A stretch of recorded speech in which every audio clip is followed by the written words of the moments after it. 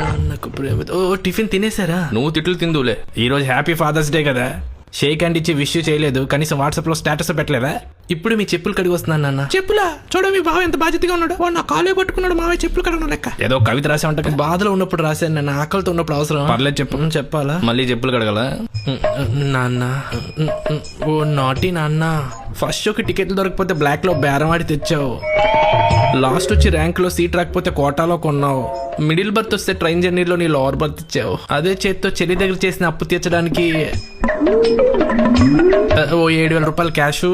ఆండలం దగ్గర చేసిన అప్పు తీర్చడానికి 9,000 ఫోన్ పే. పునుగులు బండి ఆంటీ దగ్గర చేసిన అప్పు తీర్చడానికి ఆంటీని ఆనియన్స్ అడిగేవాని కానీ అప్పు ఎంత అడగలేదు. ప్లేట్ నిండా పల్లీ చట్నీ, గట్టిగా అడగకుండా గట్టి చట్నీ వేసేది. అందరు ఆంటీలు అలా వేస్తారా చెప్పండి? ఫ్రెష్ ఆయిల్లో పునుగులు వేయగానే ఫోన్ చేసి పిలిచేది. ఆ అనుబంధాన్ని ఆప్యాయతని అప్పుని అనగలమా? నా అప్పులని తీర్చేస్తావు, ఎందుకంటే యువర్ మై నాన్న, నాటి నాన్న. అంతే. నా కవితలో కోరికలు కొన్ని మీకు కనబడొచ్చు. కవితలో కోరికలు కాదురా, కోరికలనే కవితగా రాశావు. నువ్వు మీ నాన్న మీద రాస్తే మీ నాన్న వాళ్ళ నాన్న మీద రాశాడు. కఠినంగా ఉంటే మీరు కవిత రాశారంటే కల్లారా వినాలనుంది నాన్న. వెంకీ, నువ్వు you're pushing me very hard యార్. హాయ్ నాన్న.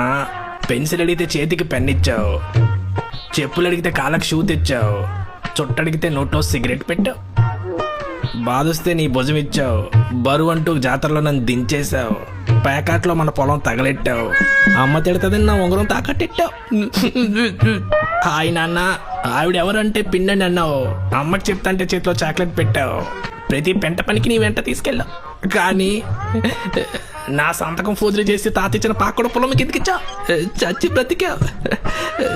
బ్రతికావు రే. ఊరుకోండి, ఉలవచారేసుకోండి.